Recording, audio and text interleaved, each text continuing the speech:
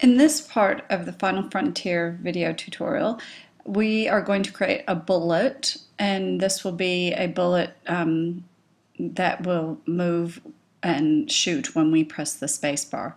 The bullet itself will be a sprite strip. And another thing that we'll look at is that when the bullet actually goes out of the play area, we'll have to destroy the instance so that we don't run out of memory. So if we create our new sprite, and using good naming conventions, SPR bullet, we go into our file, create from a strip, and we have a strip in our Final Frontier resources that's a strip 36, so we know it has 36 different bullet images. Again, if we think about it, it has 36 because there are 360 degrees in a circle, and depending on the way the spaceship is rotating at the time, we want the bullet to look like it's firing at a different angle. So it has to align with the spaceship moving. We also want the bullet to have a different angle. So there are 36 images.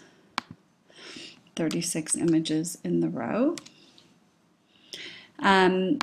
This particular one is 12 by 12. If you are following along in the book, you can tell that the width and the height are 12 by looking at the screenshot. And you can see we have 36 bullets at 36 different angles. And we can have our preview to look through if we want. Now, what we also need to do is make sure that we center the origin on this. Again, we centered the spaceship, and then we're going to center also the bullet. And that way, the bullet will look like it's coming out of the middle of the spaceship instead of the top left-hand corner. And then we also, as we typically do, we create the object that goes along with it. So this is going to be OBJ bullet. And we will select the sprite that goes along with that. Now, we also need to make sure that this has a depth, and we are going to give it a depth of 60.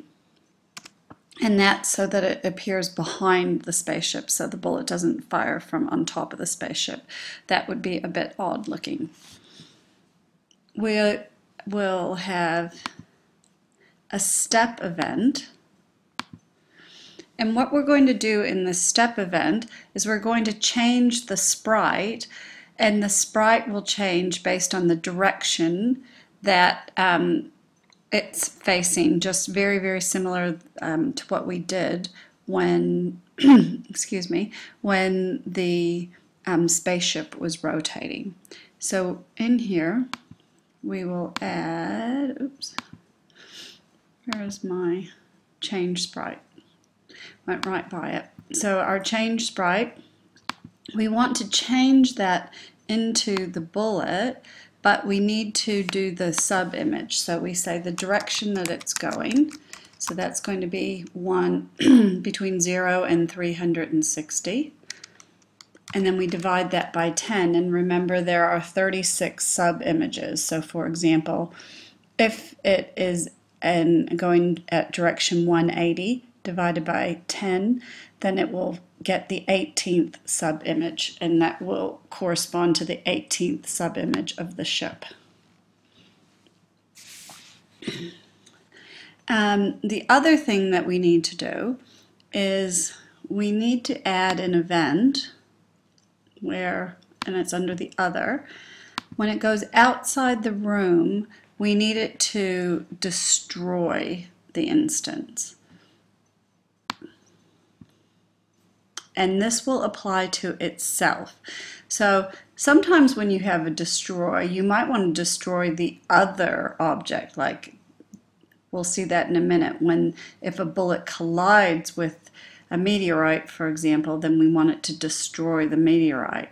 But here, if it goes outside of the room, it will destroy itself. And that way we don't have a bunch of bullets just hanging outside the room, not visible to us, and then they'll start taking up memory, and the game will get quite laggy because we're taking up computer memory. So here we want it to go outside the room.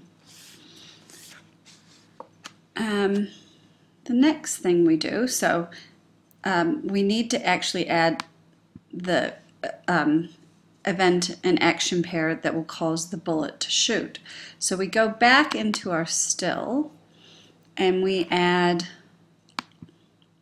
an event that when we press the space bar, so on key press, and we press the space bar, it's going to create an instance of our bullet. So here we could have it just create a regular instance, but if you notice next to that there's create moving. So since it's a bullet, we want to start it in motion. So we create a moving instance, and we want to create an instance of the bullet. Here, leave it at x0, y0, and that is going to be relative. So if you tick relative, it says create an instance of the bullet at 0, 0 relative to where I am, so relative to where the spaceship is. If we just left it as without that tick, it would actually create the object bullet at xy 0, 0, which would end up in the very top corner of the game and not where you want it.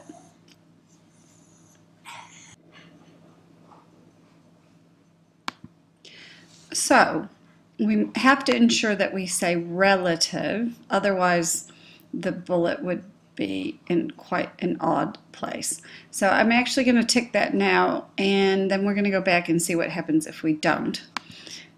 We want it to go at a speed of about 8, so it's moving quite quickly.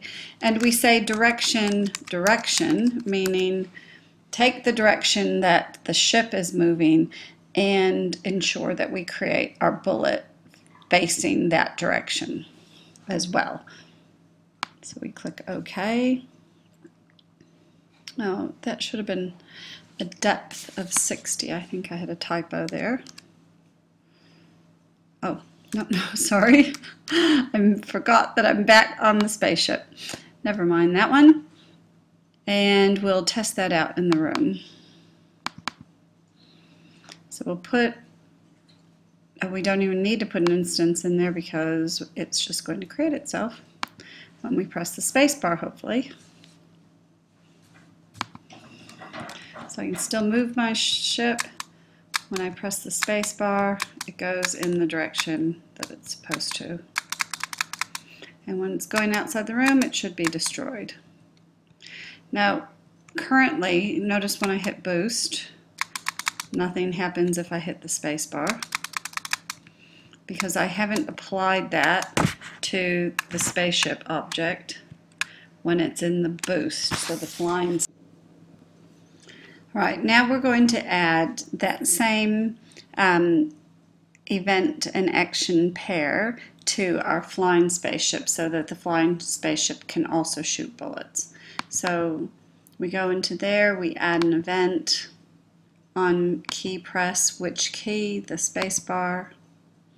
We want to create a moving instance of the bullet, and x0, y0, ticking the relative so that it's actually relative to where the ship is at, not x0, y0 top corner. Speed of 8, and make sure that it's going in the same direction that the ship is facing.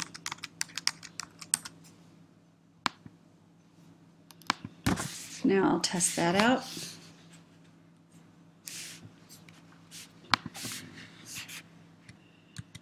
So I can still shoot, and if I press the up arrow to give the boost, I can shoot. So that's all working. Now just to show you what would happen if we didn't tick relative, so I'm going back in my press space bar, and I'm going to untick the relative. So what that means is it will create an instance of object bullet at x0, y0, which is the top corner. So it should behave in an odd way now. So I'm flying along. If you notice, you can see the bullets are shooting from x0, y0. So they're not actually doing x0, y0 relative to where the ship is, which would be about where the mouse is pointing. So I'll correct that.